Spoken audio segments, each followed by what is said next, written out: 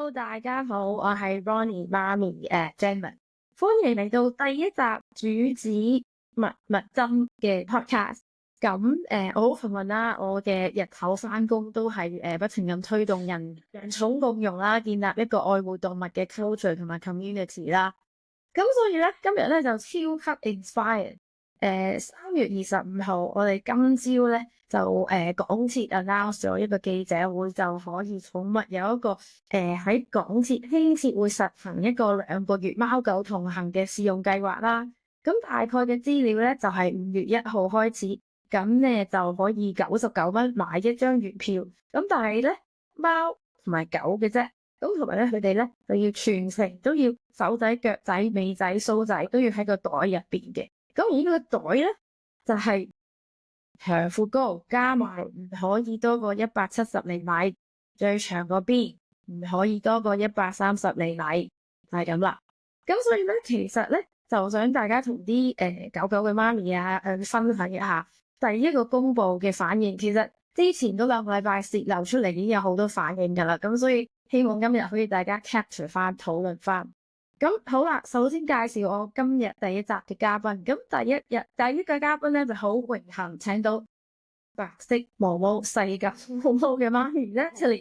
Hello，佢哋今日咧就係代表愛協嘅義工出席咗記者會啦。咁毛毛就係一隻白色嘅松鼠狗啦，就係2022年咧係 Adopt Don't Shop 喺愛護動物協會嗰度領養嘅。咁就係唔該0900而家都咁精靈，你睇下幾得意。咁第2個嘉賓咧就係炒蛋媽咪阿 Sula。咁 Hi，炒蛋媽咪咧，我就係之前幾年前咧就喺 IG 度 stalk 到佢，咁就不停咁樣見到炒蛋，咁佢炒蛋咧媽咪就好 resourceful 嘅，所以我有時好多 tips 啊、食嘢啊、邊度買嘢啊、邊條衫靚咧都會問佢嘅。咁跟住 last but not least 咧，就係大狗貓媽咪喺邊啊！大狗貓媽咪咧都係2023年咧就都係識嘅。咁啊大概 actually exactly 3月咁樣識嘅。咁之後我哋好多活動有時都會撞到啦。咁一撞到咧就不停傾偈。我哋大家啱傾嘅咧就係因為我哋2個隻狗都比較大啲，就唔夠大狗貓大，都比較大。好啦，咁就入翻正題咯。我就想問下 ，OK，Natalie 今朝0900出完街之後，咁不自然就好多01啊、香港 TVB 啊，所有嘅報紙都見到你同毛毛啲靚相。講下第一個反應 reaction 有咩感覺咧？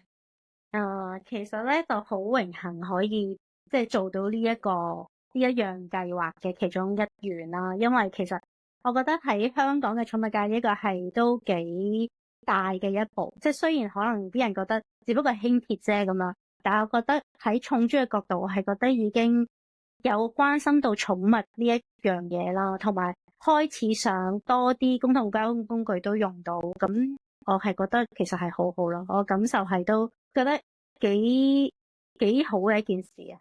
咁我想問啊，今朝Trina 都不停讚毛毛，哇好乖喎，真係30個記者喎。咁你哋2個對呢個 experience 覺得點咧？或者朋友仔啊、屋企人啊覺得點咧？好犀利喎！今日啲記者、啲傳媒又好快咁樣，我哋係未翻到屋企，佢哋已經 send 咗，見到毛毛啊，即係見到佢喺個袋裏邊啊，見到你哋啊咁樣。我覺得毛毛都好開心喎。其實今日呢個 experience 係，我見到佢好 calm 啦，同埋所有記者都其實都好愛錫動物，即係佢哋都真係叫下佢，就唔係好似我想象會不斷喺度叫佢咁樣，即係冇嚇親佢嘅係。咁我覺得佢嘅 experience 都好，佢翻到嚟都好開心，即係冇好緊張啊嗰啲咁樣嘅事。咁有冇好攰咧？翻到嚟瞓咗一陣之後就落街玩啦，應該唔會太攰，係跟住不斷要嘢食咯。所以有冇一個 special 嘅 dinner？有啊，今日直整咗好多肉佢食啊，開咗個新鮮嘅牛肉俾佢啊。哇！大餐啊，係啊！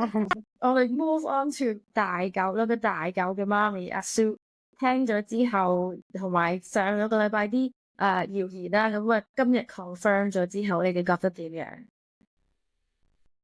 我覺得唔係，佢今次可以即係俾狗坐輕鐵，然後就話2個月睇反應之後就做地鐵咧，我覺得係對於香港嚟講係好大嘅進步嚟嘅，即係好似一大步咯叫做，因為其實佢仲要喺元朗即係天水圍、屯門呢啲輕鐵區域做，都幾大突破嘅，因為即係如果你話天水圍區嚟講。唔知係啲山區嘅話咧，我諗如果真係攞嚟做即係周圍走咧，啲人應該冇乜景點可以走噶啦，即係當可能即係我帶出去街飲茶，或者可能出去街市或者行商場，就可能真係會咁樣用到呢一個即係輕鐵服務咯。因為平時如果我去打卡啊、出街玩啊嗰啲地方，就可能未必用得到。所以佢開始嚟呢個試都 OK 嘅，因為應該唔會太多人真係會用，除非真係為咗打卡而打卡啦。但係你打卡又見唔到個樣㗎喎，所以我覺得係實用，係即係為實用為主嘅咯。呢個係貨啲人方便。可能我要睇醫生嘅，咁我天水圍出元朗出診所嘅，咁咪方便咯，即係唔使下 call 係啊。不過咧，我今日都有接觸住天水圍區嘅人，咁佢就同我講，即係其實平時輕鐵啲人。屯門區與天水圍區個個都咪又係偷運，都已經慣咗噶啦，有咩分別啫？佢話反而仲要俾翻錢，要俾月費，平時偷運都唔使俾錢。佢哋會咁嘅諗法咯。我都有聽過人咁樣講。咁我覺得又都係嘅咁樣。而跟住佢話大九方面即係坐唔到呢個輕鐵。其實我自己本人嚟講，我以前係新界西大嘅，我係屯門元朗人啦，係啦，天水圍即係我啲 friend 全部都呢一區啲人嚟嘅。我哋唔中意坐輕鐵嘅，係因為好逼㗎，同埋好臭，係啦。我哋本身我哋都麻麻地，所以如果佢係輕鐵搞嘅，我應該都未必會帶茶單坐。個媽咪，我知你2個禮拜前已經 key 咗佢落。IKEA 袋啦，已經我一睇到已經覺得哈哈哈，因為嗰陣時佢哋即係開始傾嘅時候，我都有話，哇，一定啦，即係由 New York 到到香港，啲人一定會做呢樣嘢。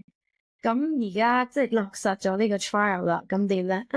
我覺得都係即係都預咗好難，第一時間就係一定係一跳就係所有狗種都俾咯，一定係可能係細狗開始實行先咯。不過都好嘅。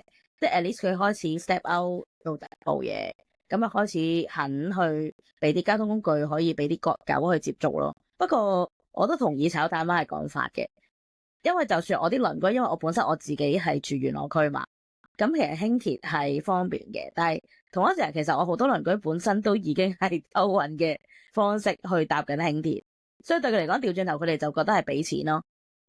係啊，咁反而就會覺得，點解我反而而家要俾99蚊去做呢樣嘢？而且佢而家係月費啊嘛。咁如果月費佢哋可能一個月未必用好多次嘅話，佢哋相對地嘅 cost 會高咯。慢慢試咯。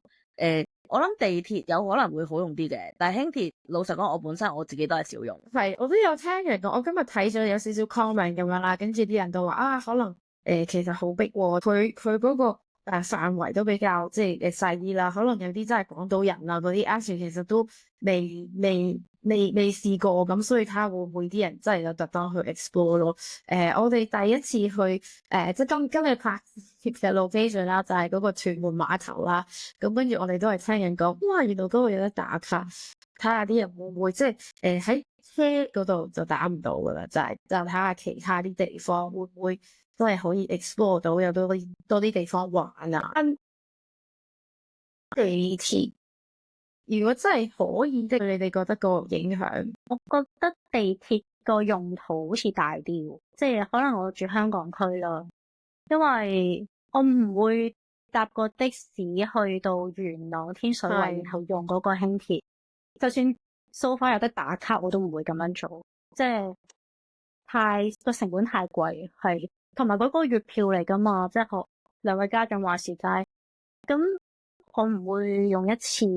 即係買個月票，然後我特登為咗去即係 explore 下又得至於咯。但係如果你話地鐵咧，咁就算99蚊月票，我都覺得好似 OK。如果地鐵開，我可能或者真係落去打一次卡，我就唔坐噶啦。我係一個我自己揸開車嘅家長，係同埋我住嘅係偏遠地區，根本就唔會有地鐵站。我本身嘅一個區域，如果我要人類自己去搭地鐵，都要轉2程車先可以去到地鐵站。同埋我一般帶佢去啲地方郊遊，都唔地鐵站咪去，係啦，或者真係要去嗰啲地方，我自己揸車就會比較方便咯。係啦，即係好似例如而家新開嘅去馬灣啊，或者去西沙啊，都係冇地鐵站噶喎，係嘛？而家新嘅，或者如果你一般就話我地鐵站即係地鐵沿線，即係嗰啲商場，如果我大九去係要坐車仔先至去到嘅即係地方咯，都係要。咁咪又係，如果港鐵都 confirm 就可以帶即係坐車仔入去地鐵站啊，坐地鐵嘅，根本我哋都用唔到呢啲服務咯。想問就係你哋有冇搭過巴士啊？巴士就可以入到馬灣啊？有啊有啊有啊！佢嗰次一開，我都有利用佢泊架車喺荃灣，然後喺荃灣就轉去個巴士入馬灣咯。佢打卡啦，定係覺得咁樣都係方便覺得算？可以試下嘅，咁順便好似當一個 tour 去玩咁樣咯。入去上次去挪亞方舟入去行下咁樣啊！你上次都跟住又去都幾開心。有啲地方例如你講馬灣嗰啲咧 van 嗰啲有限時嘛，跟住私家車又唔入得，咁寵物巴士都係一個好選擇嚟嘅。即係如果佢變咗有啲班次可以方便啲人出入咧，其實都好。因為如果唔係有時。好似我咁，我一定要係，因為我冇揸車嘛。咁我例如去馬灣，我一定要4點前，我要 call van 出翻嚟咯。因為佢有啲 limitation。咁比有啲地點可能，如果有巴士或者有地鐵 reach 到咧，咁就方便啲嘅。其實咧，今日其實都諗翻有提到啦，因為佢嗰個而家個 trial 淨係星期六日同埋公眾假期啊嘛。咁所以咧，其實原先即係。如果真係可以搭到公共交通工具 ，suppose 係平啲，即係幫到大家原來出街都唔使成日搭的士。但係其實佢如果 weekend 咧，但又係即係都係去街，即係嗰啲咁嘅日子，其實都係有少少即係幫到有一個step forward。但係咪真係幫到睇醫生都可以帶佢去咁樣搭車咧？咁又未必係咯。但係其實整體即係如果退翻一步，如果真係講緊 OK。我2年前我哋搭過天星小輪，跟住而家搭巴士已經有幾個 route 搭 weekend，咁跟住而家有輕鐵啦。